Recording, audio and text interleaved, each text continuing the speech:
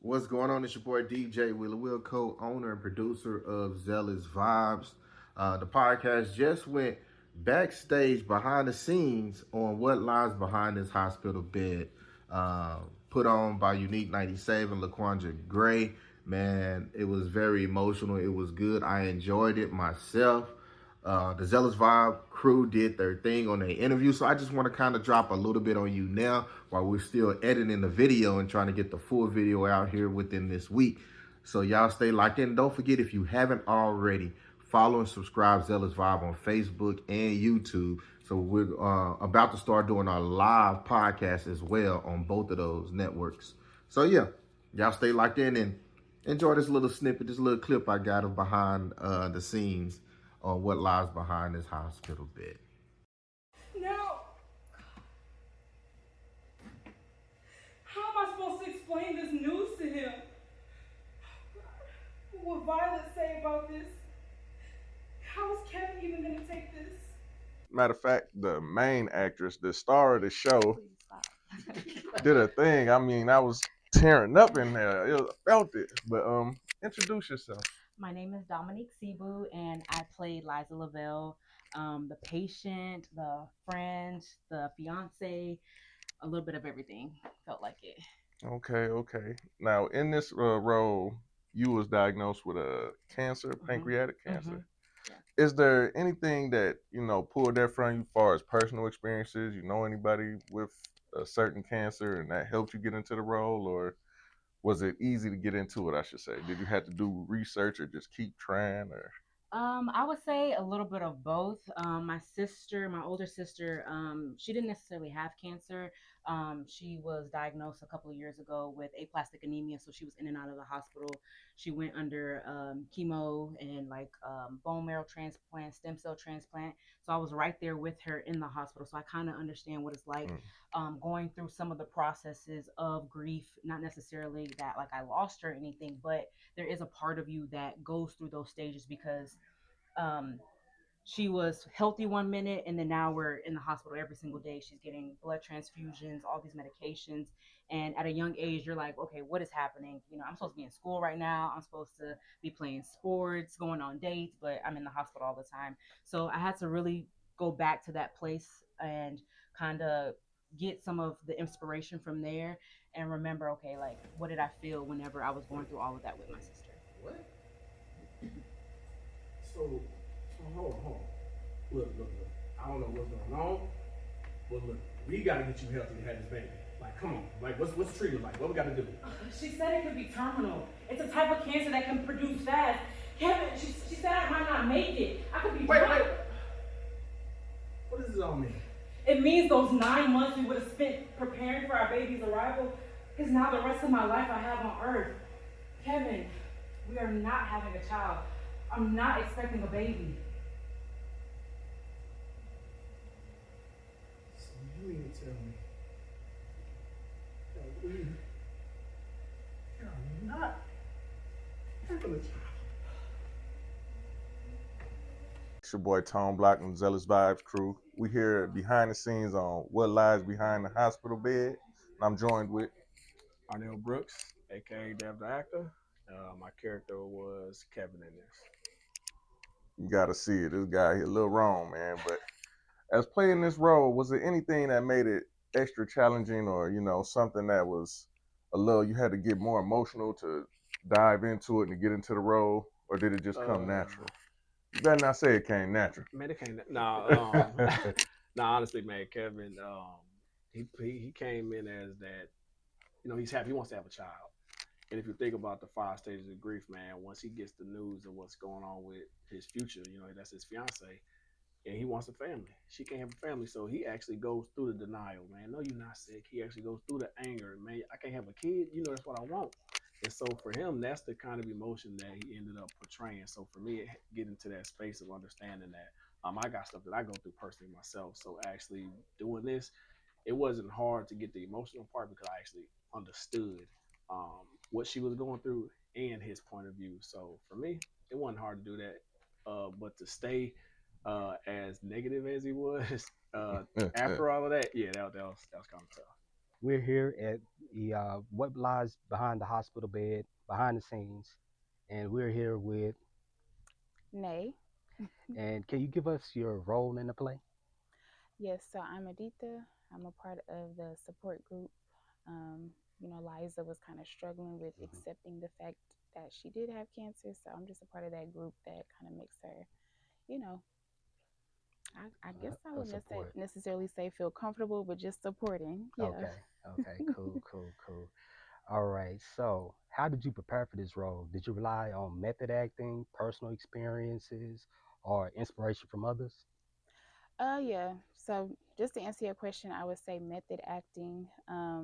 Mentally, I Hmm. mean, just kind of had to put myself like in that position or in somebody's shoes as far as like actually dealing with a situation like Right. that. Right. But like I said, shout out to Lala, the director. Just the inspiration, motivation, every single week. Just practicing, practicing. You ain't had soul ties with the cancer. And when you real soul ties, you don't wear it good. Drop one time, not back it up. Got shot 3 times, still man good. Step up, slide back, hot day, watch your back, turn around, too dead, while we're down, so it's bad. Oh, yeah, we're soul ties, baby. Yeah, so we can do our dance. Oh, yeah, we're soul ties, baby. And rock away, away, away, away. Hey, we so tired, man. Here we go back again. On it. Hi, I'm Renee C. Holmes. I just got through doing What Lies Behind This Hospital Bed playing Violet Summers. And as a fun fact, I am the same height as Quinta Brunson. How's it going? It's great. I'm Tone Black. Hey, good to meet you. Now, who did you play in this play? What was your role, I should say? That's a good question. I just got through playing the role of Violet Summers. She plays the best friend The best of the friend. lead wonderful actress. But if you read it, you can tell that's a one-sided best friendship. Yeah, I seen that. I seen that. Good. I don't want to think I was going Yeah, crazy. nah, So I'm like, I can see you the same person here as you was there. You, hey, very energetic. You tried to bring her up, but she was going through it. So, is I that can, I something can that only do so much. are you always this way? Like, do you help people a lot? Because I know you just bring the sunshine in the room. It's kind of funny whenever I'm doing certain things like summer camp. My nickname is either the Bubbles Ladies or Bubble because that's all I do. People just want to stay in my bubble, and people hate to burst it. On top of which I appreciate because bubbles are amazing. It's what I do. It's what I was born to do. So I know this role wasn't hard for you to play. Nah, I got to be a little bit bougie with it, kind of like Whitley Gilbert. It was really, really fun. Okay, what's next for you? As far as the play, you got another one lined up, or A little bit. I just got through with callbacks for the Ensemble Theater in Houston, and I'm praying I get called back to get officially casted. If not, I'm gonna just keep it trudging, keep pushing, and keep on applying.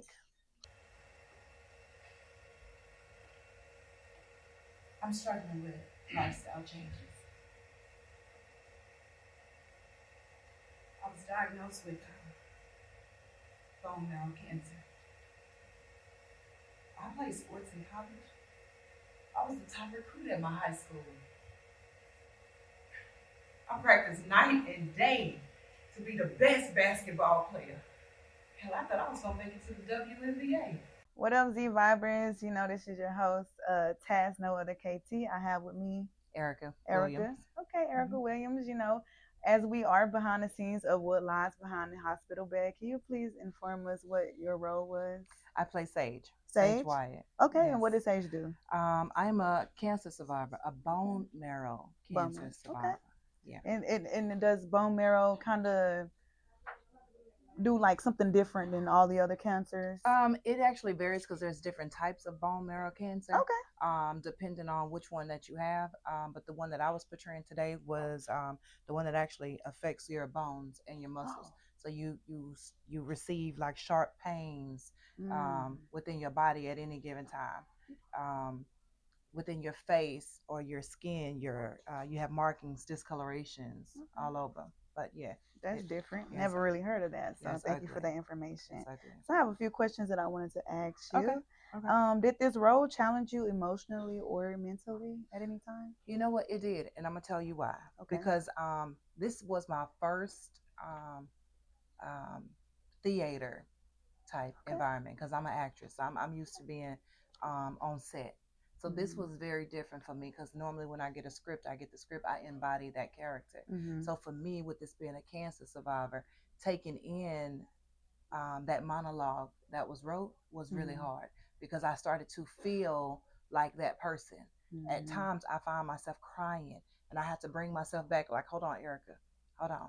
It's just a monologue. It's all right. You got to get out of it, and to get back to my normal self. Yeah, because anytime I read it, I get emotional. So that's one thing with that particular role and that script. I was diagnosed with lung cancer. I refer to it as the zodiac sign because when I was first diagnosed, it's the first thing that came to my mind. I struggle with understanding because I never smoked or had a job where I knew hazardous fumes or anything like that. Hi, What's my your name is name? Lynn. All right, Miss Lynn. What role did you play? I got a little late. I got here late, so A little late. can you It's fill okay. me in a little bit? Yeah, I played one of the group members. Her name was Frida Burns. She was one of the lung cancer patients. Okay, I do remember now. I remember. At any point, was this role, challenging, or do you got any personal experiences with it, or know somebody that personally had lung cancer? I don't know anybody that personally had lung cancer, but my best friend's mom I think a year ago got into remission from breast cancer. So I've known her for the past 20 years or so. Okay. She's like a mom to me. So I was able to connect in that way just because I felt the emotions of when she was diagnosed and what my best friend went through and, her fears and, her mental state and everything that she went through. So I kind of used that to fuel my emotions with the character. You did phenomenal, by the way. Thank you. Now, at any moment, did it seem like it was a little too much, like it was too personal, and it no longer felt like you was playing a role, but it was just coming naturally? Yeah, so you have to memorize the lines. So once you get to the point where you're memorizing the lines and then you are adding emotion into it and you're adding your body language into it, it gets into your system. So when I'm a mother of 3, and so when you talk about, not being around your family anymore and you talk about how what you're going through affects their lives because it's not something that you can control. So if I put myself in the shoes of a lung cancer patient and I know I'm not going to be here anymore and I got a 2-year-old and a 4-year-old and an 11-year-old, that's sad. That's heartbreaking. So when I think about that, it really puts me in the emotional state, I believe. Liza? Liza? Dr. Brooks! Agent Dr. Brooks! Well, look who has awakened. Why am I here? Everything's okay now that we have these fluids going. It's very crucial that you keep your IV in place so you can continue monitoring your treatment. Liza, you had an overdose and you landed yourself here with me and Nurse Tim for a couple of days. Give it time, Liza. Do not let this overdose overtake you and end up taking your life. You need to tell me everything was real? Did anyone come? I wish I could tell you that, but unfortunately, I cannot. Give it some time. However, before I go, Liza, promise me and Nurse Tim that you won't do anything to harm your life anymore, and you will keep this IV in. Please. And look, I brought you here because how you mentioned a while back that you have a love for writing. So I want you to write about your journey of this diagnosis and navigate it. I'm here joined today with Monte Willis. And what did you do on the play today? What was your role? My role was Nurse Tucker. Okay. Yep. I could see as the nurse, you was a very supportive nurse. You was almost like her best friend. Like, Yeah. You got any experience in the nursing field? Because you was comforting. No, but I feel like I've worked in allied healthcare before, so it helped a little bit. But I'm not a nurse in real life, or never been a nurse. But I think that's what I was trying to do, is be her friend, because as somebody who like is going through that, they need a friend. And as you can tell throughout the play, she kept describing how she felt alone, and I guess that was a part of the group session too. Is how much time do you feel alone, and if you're isolating yourself. So I got you. This your first play or second, third, or how many you been in? I've been in a few short films and a few plays, but I just started doing acting with dialogue, so I'm new to acting with dialogue. Okay. Yeah. So you say short films. Yep. Give us one. Let us know. So I what actually we can just see saw there's a short film coming out that I'm in. I have a very short part, but it's with Christine Swanson. It's called Basement People, and I just got a notification that they released it for the Detroit Film Festival September 23rd, so later this year. Congratulations, Thank man. you. Congratulations. Britton Adams. Sir, it was a great play. What was your character in it? I played Dr. Arnaz. He was the pharmacist. Okay, yeah, I remember that. Now with this role, you have any real life experience with it? Because I mean, you sound like you knew what you was talking about when it came to the prescriptions and. Yeah, well, I'm a healthcare professional actually. I'm an optometrist, but so I deliver diagnosis and treatments all the time. But it's different still. Whenever you hit that camera and on stage, it's like no matter how confident you feel in the exam room with patients, it's like when everything's bright lights, it's kind of like, oh my God, you know. All right, let's dig a little deeper into it. I ain't asked nobody else. Yeah. How many plays you been in? What made you want to, be in this one? Or Probably about four or five plays. Okay, Yeah. okay. I think I love the script. First off, it's something that I think isn't talked about a lot. The grieving process of when someone gets a diagnosis. And so I was drawn to the script. I was drawn to LaContra's a great director, so it's always nice when you can work with a really great director. And so yeah. So tired, baby.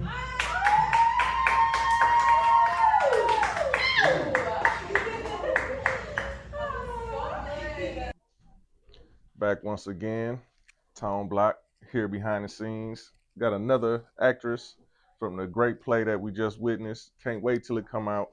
What lies behind the hospital bed? And your name is? Maya Williams. Okay. And what was your character? I was Tidra Russell. Okay. What was your far as illness? Because I can't really remember. I came a little late, so just fill me in a little bit so we can. That's okay. So I did not have an illness, but I was one of the best friends, and I was very like ghetto fabulous mixed in with a little bit of bougie. So that was my character. I was over the top, dramatic, but at the end of the day, I really, really loved my friend Violet and Liza. Oh, you was paying for the drinks, I remember. Yeah. Now you say you was over the top. Is that your character in real life? Like, do you act like that or? It is. I can be dramatic in a lot of moments on stage, off stage, even when it's not called for. I feel like who I am in real life ties into this character because I feel like all the characters in this play were very like serious and brought that realness to it, and they were just giving information. But I feel like I was kind of fun, being a little bit of flirtatious, got a little bit of giggles out the audience. So I think it's always good to have that balance in your moments of like comic relief, if that makes sense. Okay, so that just explained my question. You wasn't hard to get into it. Now, what's the one thing that you want people to take away from it, far as the whole scheme of the things, and like asking all your coworkers and your actresses and actors, they want everybody to see. That's what I'm asking you. So I feel like when it comes to grief, because I'm still grieving my younger brother, grief is like a process and it never ends. So it's like one day you can be so happy and the next minute you find yourself doing something and you're crying or you're angry or you're hurt. It comes in waves. Like one moment you feel like you're going through denial, then you're accepting, and then you're relief, and then you probably are back at the denial stage. So I don't think it's a right or wrong way to grieve. There is no right or wrong way to grieve. There is no right or wrong way to feel. Like how you feel is how you feel. Your emotions is your emotions. Shout out to my mentor HP, because I know a lot of people say like you got to control your emotions. You can't feel anger is negativity and all of this, and it's just like it's okay to feel what you are supposed to feel. Because let me tell you something, if you keep suppressing those emotions, you're going to be depressed, and people are depressed and on drugs and things like that because they bottle so much in because they think what they're feeling is wrong, and there is no right or wrong way to feel. There you have it. The best friend. She let us know what it is. Let me ask you this: do you know when it's supposed to come out? The edited full version? I do not. Laquandra, the director, is gonna let us know soon. But this was so fun. I had so much fun doing this production. Yeah, it was my first time seeing one. Great job. Thank It you. was nice meeting you. Nice to meet you too. Can't wait to see the finished product. Bye, y'all.